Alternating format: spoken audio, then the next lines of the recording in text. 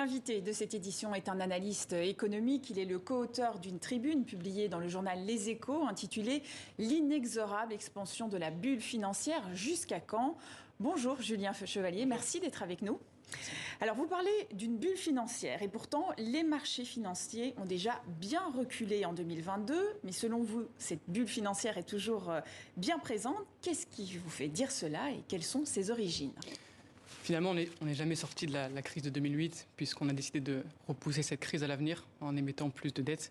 Et à chaque panique bancaire ces dernières années, que ce soit pendant la crise sanitaire ou bien en mars dernier avec la crise des faillites des banques régionales, avec la faillite des banques régionales, on a repoussé cette crise puisque les banques centrales sont toujours intervenues à l'aide de nouvelles liquidités pour permettre de sauver les marchés financiers. Et on est rentré comme ça dans une fuite en avant où au fond la bulle n'a cessé de grossir. Et c'est comme si en fait un conducteur a appuyé sur l'accélérateur sans jamais freiner.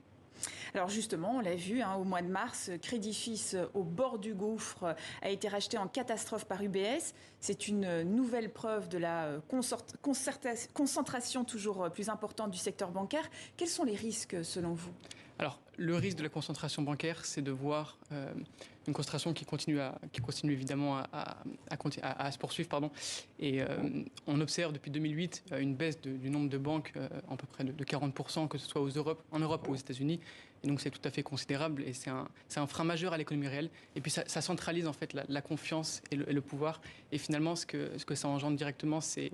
on observe que les petites et moyennes banques distribuent environ la moitié des prêts, que ce soit aux États-Unis ou en Europe.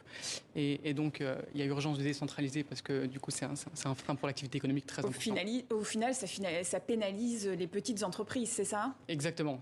Ça pénalise les petites entreprises puisque les grandes banques, généralement, fournissent des prêts aux grandes entreprises et les petites et moyennes banques aux petites entreprises. Alors, les petites et moyennes, et puis même si ce n'est pas exactement tout le temps comme ça, c'est comme ça que ça se passe. Et pour les particuliers, alors, quelles sont les conséquences de toutes ces injections de liquidités ? Ça, c'est ce qu'on ne voit pas, évidemment. Alors, en fait, cette bulle, par extension, entraîne une hausse des actifs financiers, mais aussi immobiliers. On observe depuis plus d'une décennie, même 2 décennies, une hausse importante des prix de l'immobilier, ce qui entraîne des inégalités. Parce que comme il y a de plus en plus de liquidités, la monnaie se dévalue, c'est bien ça, et résultat, les actifs immobiliers coûtent... Alors la monnaie se dévalue, mais surtout le nombre de crédits en fait augmente et le nombre de crédits immobiliers en particulier. Et donc ça entraîne une hausse des prix des actifs financiers immobiliers, ce qui conduit à des inégalités de richesse et puis ensuite à des tensions sociales, ce qui en fait nous mène dans un cycle qui va vers le désordre. Oui, parce qu'aujourd'hui, il est de plus en plus difficile pour des jeunes d'acquérir un bien immobilier. Parfaitement. On observe que la durée des crédits va jusqu'à 25 ans en France. Dans certains pays européens, certains appellent à une rallonge de la maturité de la durée du crédit qui pourrait aller de 50 à 60 ans, ce qui est tout à fait considérable. Et en fait, ces personnes ne se rendent pas compte qu'en faisant ça, en fait, ils permettent à cette bulle de s'entretenir et aux primo-accédants, mais aussi aux locataires d'avoir des prix de plus en plus élevés. Pourtant, la bulle immobilière est plutôt en train d'exploser puisque les taux d'intérêt augmentent, il y a donc moins d'acheteurs, les prix ont donc tendance à diminuer. C'est plutôt une bonne nouvelle ou pas ? Alors, les prix diminuent, on l'observe dans beaucoup de pays européens, un peu moins en France, un peu moins aux États-Unis, mais c'est le cas dans beaucoup de pays européens.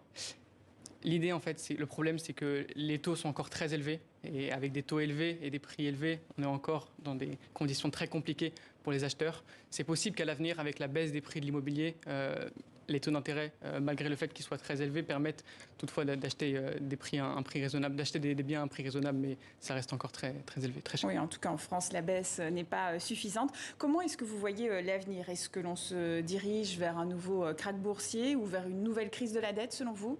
C'est toute la question. Il y a des choses, malheureusement, qu'on ne peut pas finalement contrôler. On sait qu'on va avoir dans les prochains mois une hausse du chômage, que ce soit en Europe ou aux États-Unis, un ralentissement économique plus important, des faillites d'entreprises potentiellement qui vont se poursuivre. Pourtant, en France, les nouvelles sont plutôt bonnes sur le front de l'emploi. Alors, sur le front de l'emploi, oui, mais par exemple, si on regarde sur la question des défaillances d'entreprises, la Banque de France récemment a publié une note qui montre que les faillites sont très importantes. Et c'est possible qu'il y ait une faillite bancaire plus importante qu'en mars dernier qui arrive dans les prochains mois. Mais il n'y a pas de fatalité. Et finalement, on peut limiter les risques, mais cela impliquerait un changement de paradigme qui ferait que les politiques monétaires soient ajustées aux besoins de l'économie réelle. Eh bien, merci à vous, Julien Chevalier, d'avoir été notre invité.